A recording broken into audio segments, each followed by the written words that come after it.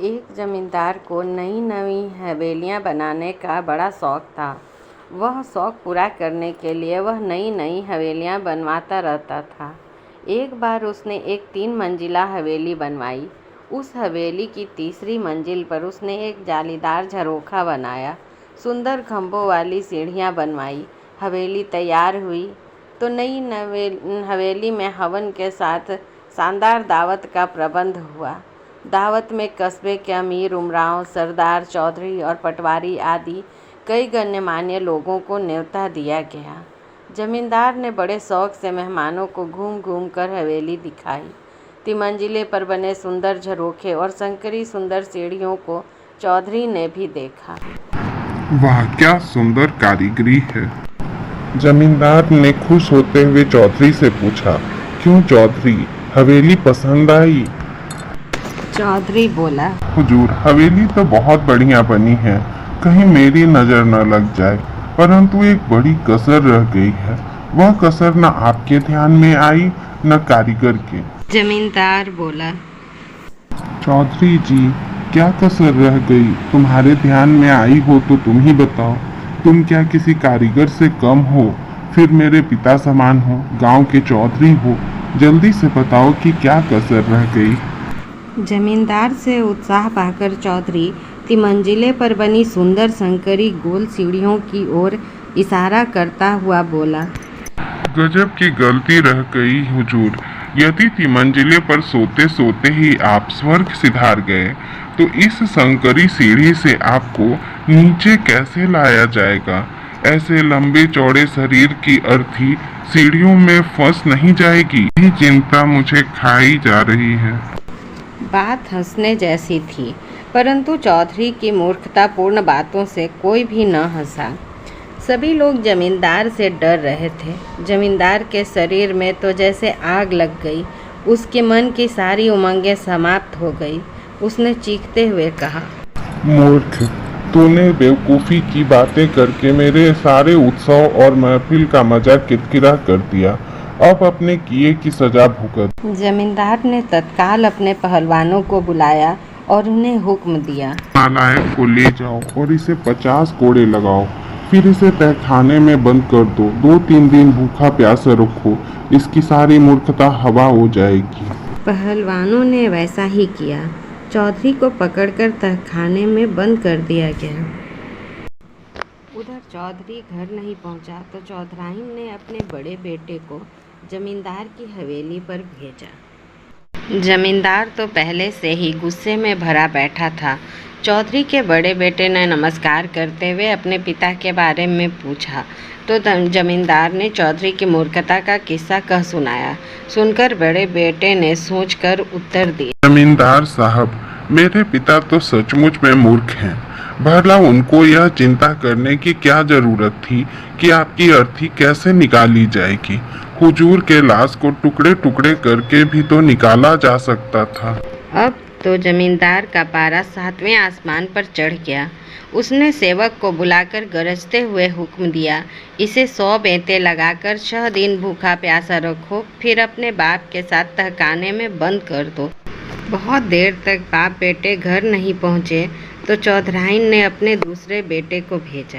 दूसरा बेटा जमींदार के सामने पहुँचा। उसने झुककर 3 बार जुहार की, फिर मीठी बोली में अपने पिता और भाई के बारे में पूछा।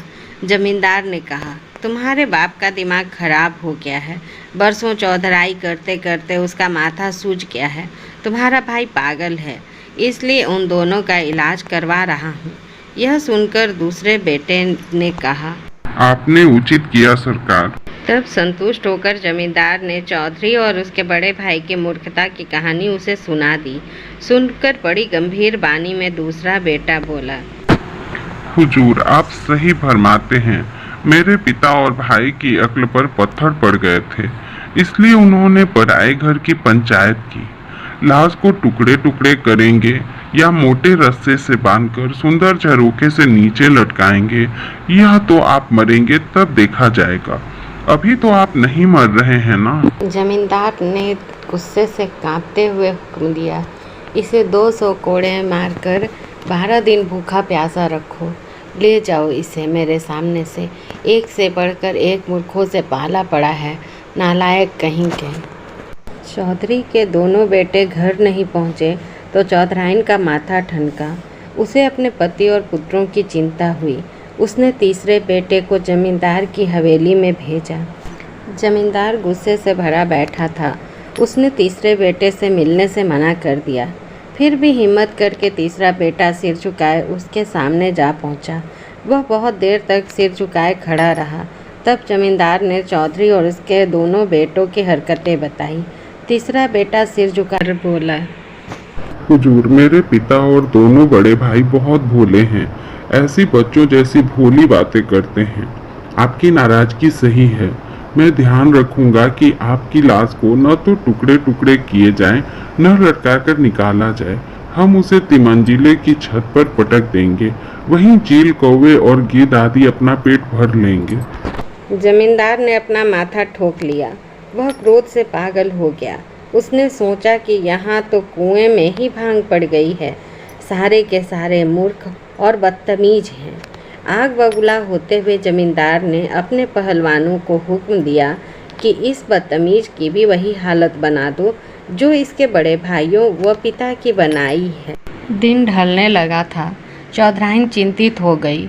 उसने चौथे बेटे को हवेली में भेजा। उसे हवेली के नौकरों ने सारी कहानी सुना दी। सुनकर चौथा बेटा बोला, मैं सब कुछ ठीक कर लूँगा। चौथा बेटा जमींदार के सामने पहुँचा। दंडवत प्रणाम करके वह खड़ा हो गया। चौथा बेटा 18 बरस का गोरा और सुंदर जवान था। उसके चेहरे पर भोलापन टपक रहा था। जमींदार को वह लड़का अच्छा और समझदार लगा। थोड़ी देर चुप रहने के बाद चौथा बेटा बोला, जमींदार साहब, मेरे पिता और भाइयों को माफ कर दीजिए। उनकी भारी गलती है, सरासर मूर्खता है। मैं आपको राजपूती वचन देता हूँ कि आपके मरने के बाद तिमंजिले पर ही आपकी लाश को दाग देंगे।